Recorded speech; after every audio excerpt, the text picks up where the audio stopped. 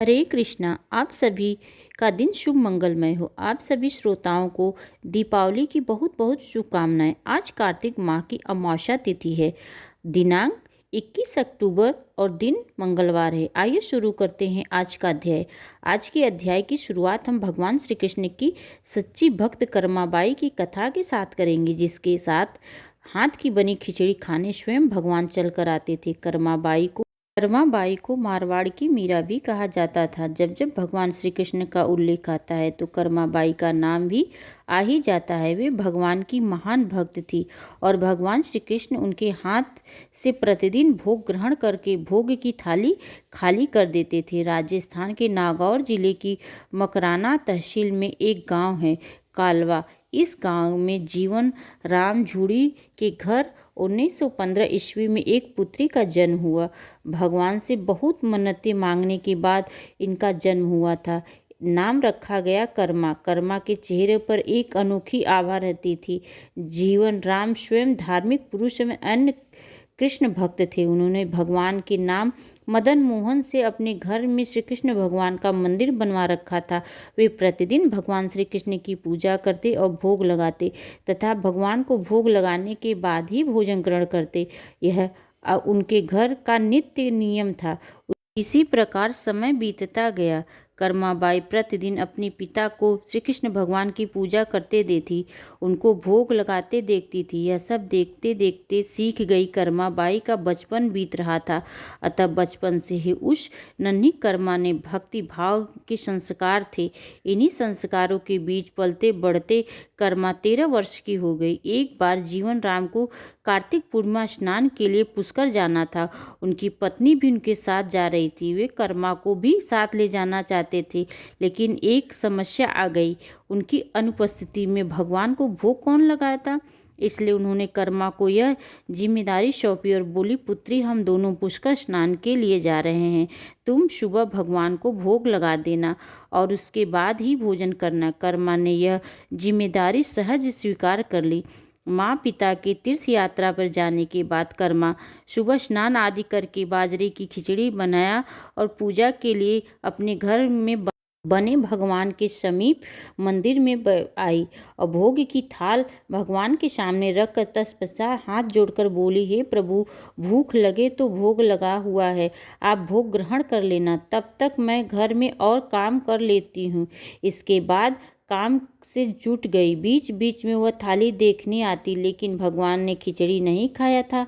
बहुत देर होने के बाद भी जब भगवान जी ने भोग ग्रहण नहीं किया तो उसे चिंता हुई कि यह क्या पता भगवान जी को खिचड़ी में स्वाद न आ रहा हो, इसलिए ग्रहण नहीं कर रहे हैं। कर्मा मन ही मन सोचने लगी, जिससे घी या गुड़ की कमी रह गई क्या। फिर जाकर उसने गुड़ और घी मिलाया और वही बैठ गई, लेकिन भगवान ने फिर भी भोग ग्रहण नहीं किया। तब मायूस होकर कर्मा ने कहा, हे प्रभु, आप भोग ग्रहण कीजिए। माँ बाबू पुष्कर नहाए गए हैं, आप भोग लगाए, अभी कुछ दिन वो नहा ही आएंगे। आपको भोग लगाने की जिम्मेदारी मुझे दी है, इसलिए जब तक आप भोग नहीं लगाएंगे तब तक मैं खाना नहीं खाऊंगी। परंतु भगवान जी ने फिर भी भोग ग्रहण नहीं किया शुरू किया। फिर कर्मा उसे शिकायत करते हुए बोली, माँ पिताजी जब आपको भोग लगाते हैं तब तो आप भोग ग्रहण कर लेते हो, फिर आज क्यों भूखे बैठे हो। इतनी देर हो गई है, खुद भी भूखे बैठे और मुझे भी भूखा रखा है। यह सब बोलकर वह भगवान के भोग ग्रहण करने की प्रतीक्षा करने लगी। परंतु यह क्या, अब तो सुबह से दोपहर हो, शाम हो चली है। भूखी कर्मा अब रुआसी सी हो गई और दुखी होकर रोते हुए बोली, भगवान जी आप ग्रहण कर लीजिए भोग, अन्यथा मैं भी भूखी रह जाऊंगी। अंतः कान्हा के काठ की मूर्ति से आवाज आई, कर्मा तूने पट बंद किया ही नहीं तो मैं भोग ग्रहण कैसे करूंगा। यह सुनकर कर्मा ने पट खींचकर ओढ़ कर दी।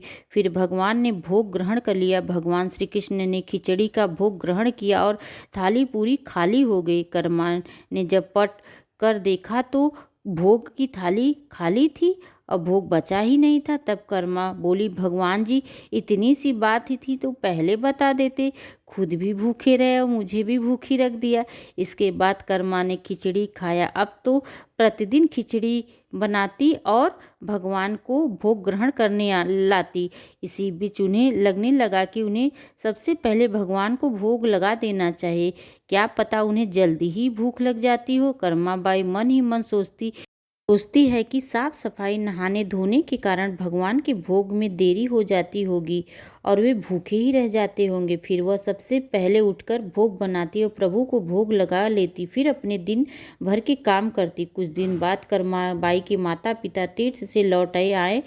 आते ही माता पिता ने अपनी लाडली पुत्री से पूछा, पुत्री, तुमने किसी दिन भी भगवान को भूखा तो नहीं रखा? कर्माबाई बोली, नहीं पिताजी, मैं भगवान जी को प्रतिदिन भोग लगाया। फिर जब माँ रसोई घर में गई तो देखा जाते समय तो गुड़ का मटका पूरा भरा था, अब खाली कैसे हो गया? उन्होंने कर्मा को बुलाया और पूछा, पुत्री, गुड़ कहाँ गए? कर्मा ने बताया कि रोज भगवान श्री कृष्ण उनके पास आते, खिचड़ी का भोग ग्रहण करते और कभी मिठास कम न हो जाए इसलिए खिचड़ी में गुड़ ज़्यादा डाल दिया। उससे पहले दिन हुई परेशानी के बारे में भी बताया। कर्माबाई के कहा, भगवान जी ने बहुत देर तक ग्रहण नहीं किया था भोग, फिर जब पट बंद करने पर किया। यह सुनकर माता पिता चकित रह गए। वे जी ईश्वर के आशीर्वाद हेतु इतनी दूर तीर्थ यात्रा पे गए थे, जिन्हें पाने के लिए लोग जाने जाने कहाँ क्या क्या करते थे, कहाँ कहाँ ढूंढते हैं। वे भगवान उनकी बेटी के हाथों से उनके घर में ही खिचड़ी खाते हैं, यह कैसे असंभव है? उन्हें चिंता भी हुई, बेटी बावली तो नहीं हो गई। यह भी सोच लिया कि क्या पता कर्मा ने ही पूरा गुड़ खा लिया हो। इस पर कर्मा ने कहा, अगर आपको यकीन नहीं है तो कल देख लीजिएगा, मैं खुद भगवान को भोग लगाएंगी। और इस आश्चर्य से यह रात भर सोई नहीं पाई। दूसरे दिन कर्मा ने खिचड़ी बनाया और मंदिर में भोग की थाली रखकर पट बंद कर दिया और बोली, भगवान जी, यह भोग नहीं मान रहे हैं कि मैं आपको गुड़ खिलाया है, आप भोग खाकर स्वयं सिद्ध कीजिए। भक्त की पुकार सुनकर भगवान को आना ही था और कान्हा खिचड़ी खाले आ गए।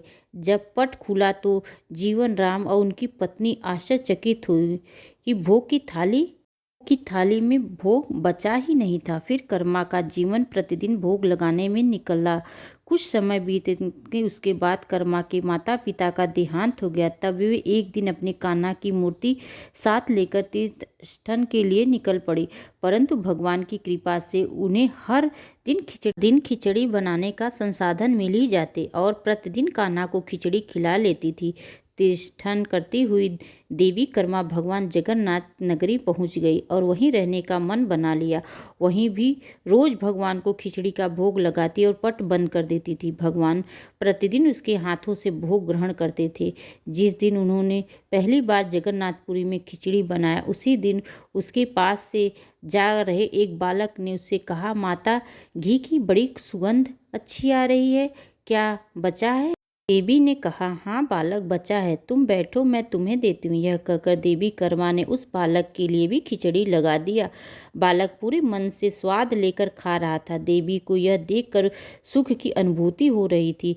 उस बालक के खाते खाते पूछा, माता, अगर मैं कल आऊँ तो मुझे खिचड़ी खिलाओगी? यह सुनकर देवी कर्मा मुस्कुराई और बोली, हाँ पुत्र, तुम प्रतिदिन आओगे तो मैं तुम्हें प्रतिदिन खिचड़ी खिलाऊंगी, तुमने संकोच आना। यह सुनकर बालक प्रसन्न हुआ और प्रतिदिन देवी कर्माबाई के पास खिचड़ी खाने आया करता था। एक दिन जब वह बालक खाना खा के जा रहा था, तभी उसने देखा कि एक साधु बाबा वहां आकर देवी कर्मा से कहे, हे कि देवी, आप बहुत धार्मिक महिला हैं, भगवान को प्रतिदिन भोग लगाकर खाती हैं, परंतु इसके भी कुछ नियम होते हैं, आपको बिना नहाए नहीं करना चाहिए, आप तो भगवान की परम भक्त लगती हैं।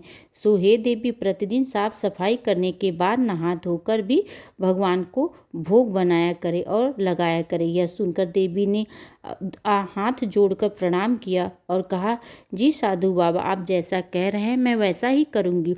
मैं इस बात से अनभित थी।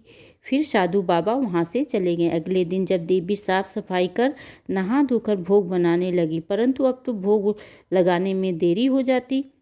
और जब तक भोग नहीं लगता तब तक उस बालक को भी भोजन नहीं मिलता। बालक आकर माता से कहता है, माता देर हो रही है, भूख लगी है, भोजन दे दो। माता कहती, थोड़ी देर रुक जाओ लल्ला, मैं दे रही हूँ। बालक जल्दी जल्दी खाकर भाग जाता। कुछ दिन ऐसे ही बीते, परंतु यह कौन जानता था कि वह बालक कोई और नहीं, साक्षात भगवान जगन्नाथ हैं, जो प्रतिदिन बालक का रूप धारण करके कर्माबाई के हाथों से बनी खिचड़ी खाने आते थे। इतने दिनों में जब जगन्नाथ मंदिर में भगवान का पट भोग के लिए खुलता तो भगवान के मुख पर खिचड़ी का जूठन लगा होता। एक दिन पुजारी ने मुस्कुराते हुए मन ही मन कहा, हे प्रभु, आपकी लीला भी अपरंपार है। जाने किस भाग्यवान भक्त के यहाँ आप जाकर प्रतिदिन खिचड़ी खाकर आते हैं। फिर पूजा अर्चना हुई और दिन बीत गया। रात्रि हुई। रात्रि पुजारी को स्वप्न में भगवान जगन्नाथ आए और उन्होंने पुजारी से कहा, हे भक्त, तुमने ही सही पहचाना। मैं अपनी एक अन्य भक्त कर्माबाई के यहाँ प्रतिदिन उनके हाथ का बनी खिचड़ी खाने जाता हूँ और मुझे बिल्कुल अपने पुत्र सा लाड करती हैं।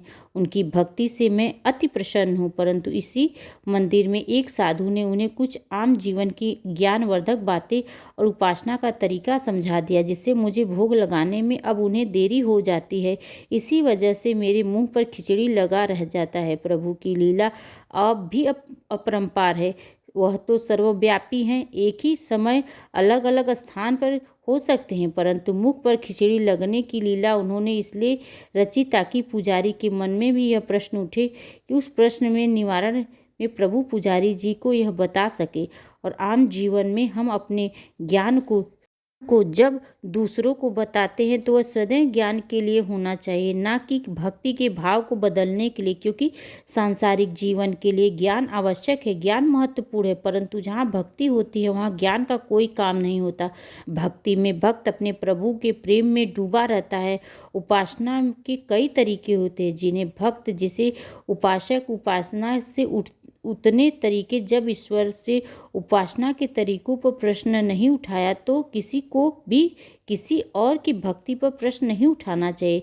साधु गलत नहीं थे, साधु अपने ज्ञान के हिसाब से यह कार्य कर रहे थे, वह सही थे, परंतु उन्हें यह नहीं पता था कि जो महिला प्रभु को बिना नहाए धोए खाना देती है, वह भाव सिर्फ इतना था कि मेरे प्रभु को जल्दी खाना मिल जाए, यह भूखे न रह जाएं, और यह प्रेम भाव प्रभु के लिए हर नियम से ऊपर था। इन बातों को सुनकर पुजारी जी ने साधु बाबा को बुलाकर यह बात कही। साधु बाबा को भी अपनी गलती का एहसास हुआ। यह भगवान और भक्त के बीच आ रहे थे और उन्होंने बिना समय गंवाए माता कर्मा के पास जाकर कहा, हे देवी, आप मेरे प्रभु को पहले भोग लगाती थी वैसे ही लगाए। मैं आपकी भक्ति नहीं समझ पाया, इसलिए मुझे क्षमा करे। कर्मा बाई ने कहा, जी ठीक है साधु बाबा, मैं कल से फिर से उसी समय पर वैसे ही भोग लगाऊंगी। माता कर्मा ने फिर उसी तरीके से भोग लगाना शुरू कर दिया। अब भगवान के मुख पर खिचड़ी का जूठन अब नहीं लगा होता था। से ही कई वर्ष बीत गए। एक दिन पुजारी जी ने कहा, भगवान की आंखों से आंसू बह रहे थे, वह भोग ग्रहण नहीं कर रहे थे। तब उन्होंने मन ही मन फिर से पूछा, हे प्रभु, ऐसा कौन सा अपराध हुआ है हमसे कि आपने भोग ग्रहण नहीं किया और आपकी आंखों में आंसू भी बह रहे। प्रभु, यदि हमसे कोई अपराध हुआ है तो हमें क्षमा करें और भोग को ग्रहण करें, अपने भक्त जन प्रसाद के लिए प्रतीक्षा करें। फिर क्या था, भाववत्सल प्रभु ने प्रसाद ग्रहण कर लिया, परंतु प्रभु के भोग देर से ग्रहण करने की बात और उनके आंखों में अश्रु बहने की बात पूरे प्रजा में तेजी से फैल गई और यह बात महाराज तक पहुंच गई। महाराज अतिशीघ्र मंदिर पहुंचे और वे पुजारी जी के विचार में विमर्श करने लगे कि फिर उन दोनों ने भगवान के पास हाथ जोड़कर विनती की, हे प्रभु, कृपा हमें बताइए कि इस बात का क्या संदेश है। रात्रि भर जब वे सो रहे थे तब भगवान राजा के सपने में आए और उन्होंने कहा कि मेरी एक अनन्य भक्त कर्माबाई जो प्रतिदिन मुझे खिचड़ी का भोग लगाती थी, मैं प्रतिदिन उसके यहाँ बालक के रूप में जाकर खाया करता था, परंतु आज उन्होंने अपनी अंतिम सांस ली और मुझ में सदैव के लिए लीन हो गई। अब मुझे बालक की तरह प्रेम कौन करेगा और कौन खिचड़ी खिलाएगा? यह सुन महाराज ने सपने में ही भगवान से कहा कि प्रभु, आज से प्रतिदिन आपके भोग में कर्माबाई का खिचड़ी भी चढ़ेगा। यही सपना उन्होंने अपने दरबार में सुनाया और उसी दिन से भगवान जगन्नाथ के भोग में कर्माबाई का खिचड़ी भोग लगने लगी। यह थी कर्माबाई भक्त की कथा और उनके खिचड़ी से जुड़ी प्रभु की लीला। सच्चे भक्त और भगवान से जुड़ी यह कथा थी कि भगवान भक्त के प्रेम में लीन होकर उनको विवश होकर आना ही पड़ता है। तो दोस्तों, आपको यह कथा कैसी लगी कमेंट्स में जय श्री कृष्णा अवश्य लिखिएगा। राधे राधे। मिलते हैं इसी प्रकार की कथा के साथ।